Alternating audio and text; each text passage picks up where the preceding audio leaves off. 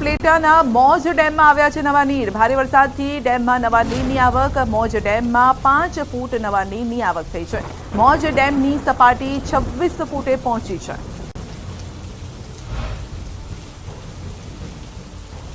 હવામાનની આગાહીના પગલે તંત્ર એલર્ટ છે। એનડીઆરએફની ટીમ પહોંચી છે રાજકોટ। એનડીઆરએફની ટીમને સ્ટેન્ડ ટુ રખાઈ છે। રાજકોટથી સૌરાષ્ટ્રમાં જ્યાં જરૂર પડશે ત્યાં મોકલાશે એનડીઆરએફની ટીમ। તમામ તૈયારીઓ કરી દેવામાં આવી છે। મોરબી રોડ પર સૌરાષ્ટ્ર ડિઝાસ્ટર મેનેજમેન્ટની કચેરીમાં એનડીઆરએફના જવાનો ખડે પગે છે। आपदाओं से होने वाली आपदाओं के नुकसान को कम किया जा सके और यदि किसी प्रकार की आपदा आती है तो एनडीआरएफ की टीम हमेशा उससे निपटने के लिए यहाँ तैनात किया गया है। રાજકોટ શહેરના જુદા જુદા વિસ્તારોમાં વરસાદ છે। સિવિલ હોસ્પિટલ ચોક, રામનાથપરામાં વરસાદ, ત્રિકોણબાગ, લીમડા ચોક, બહુમાળી ભવનમાં પણ વરસાદ છે। જિલ્લા પંચાયત ચોક, માલવીયા ચોકમાં પણ વરસાદ, bus station, racecourse, ring road વિસ્તારોમાં પણ વરસાદ છે।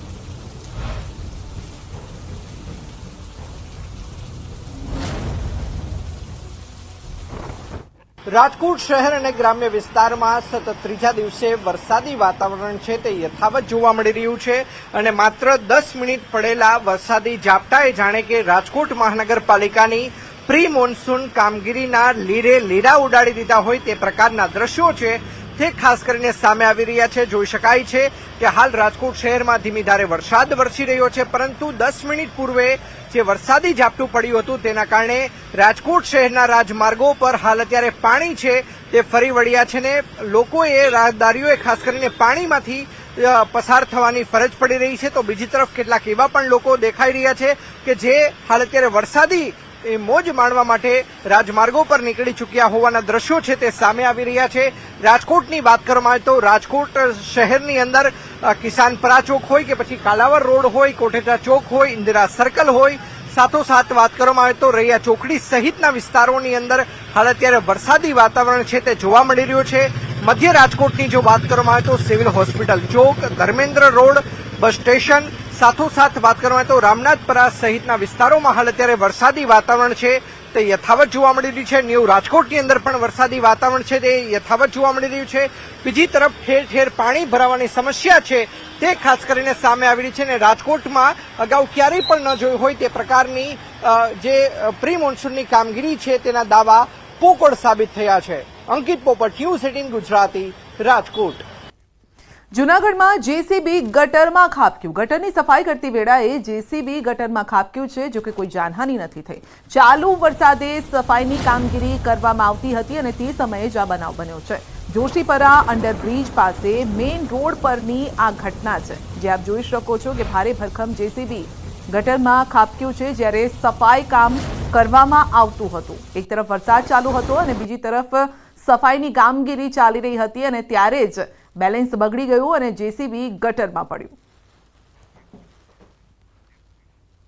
દાહોદમાં મેઘરાજાને મનાવવા વિધિ ગરબાડા અને ફતેપુરામાં કરાઈ છે વિધિ। ફતેપુરાના એપીએમસીમાં કરાયું હવનનું આયોજન।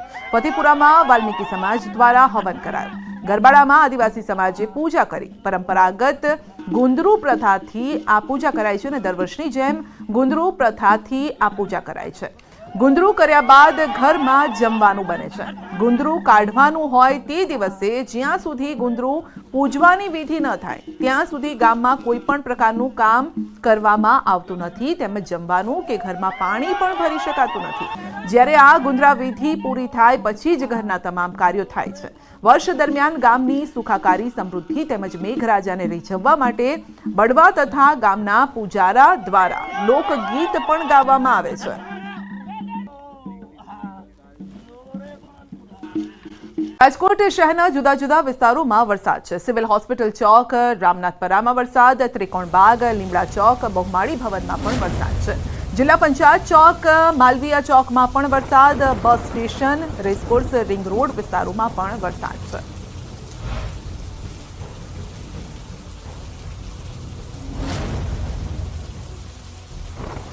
રાજકોટ શહેર અને ગ્રામ્ય વિસ્તારમાં સતત ત્રીજા દિવસે વરસાદી વાતાવરણ છે તે યથાવત જોવા મળી રહ્યું છે અને માત્ર 10 મિનિટ પડેલા વરસાદી ઝાપટાએ જાણે કે રાજકોટ મહાનગરપાલિકાની પ્રી મોન્સૂન કામગીરીના લીરે લીરા ઉડાડી દીધા હોય તે પ્રકારના દ્રશ્યો છે તે ખાસ કરીને સામે આવી રહ્યા છે। જોઈ શકાય છે કે હાલ રાજકોટ શહેરમાં ધીમી ધારે વરસાદ વરસી રહ્યો છે, પરંતુ 10 મિનિટ પૂર્વે જે વરસાદી ઝાપટું પડ્યું હતું તેના કારણે રાજકોટ શહેરના રાજમાર્ગો પર હાલ અત્યારે પાણી છે તે ફરી વળ્યા છે ને લોકોએ રાહદારીઓએ ખાસ કરીને પાણીમાંથી પસાર થવાની ફરજ પડી રહી છે। તો બીજી તરફ કેટલાક એવા પણ લોકો દેખાઈ રહ્યા છે કે જે હાલ અત્યારે વરસાદી મોજ માણવા માટે રાજમાર્ગો પર નીકળી ચૂક્યા હોવાના દ્રશ્યો છે તે સામે આવી રહ્યા છે।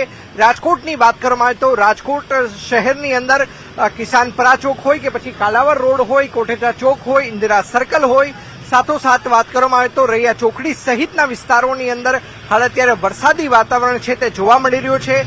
મધ્ય રાજકોટની જો વાત કરવામાં આવે તો સિવિલ હોસ્પિટલ ચોક, ધર્મેન્દ્ર રોડ, બસ સ્ટેશન, સાથોસાથ વાત કરવામાં આવે તો રામનાથપરા સહિતના વિસ્તારોમાં હાલ અત્યારે વરસાદી વાતાવરણ છે તે યથાવત જોવા મળી રહ્યું છે। ન્યૂ રાજકોટની અંદર પણ વરસાદી વાતાવરણ છે તે યથાવત જોવા મળી રહ્યું છે।